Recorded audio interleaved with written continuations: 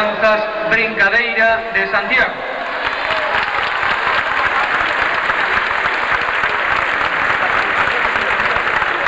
Van bailar unha jota de Zas. Esta jota foi recollida na bisbarra de Soneira, nas aldeas de Rial, Muiños e Zas. É un baile acompañado de pandeireta que marca as tres partes distintas da peza. Utilízase vestuario propio da comarca. Jota de Zas. Brincadeira de Santiago.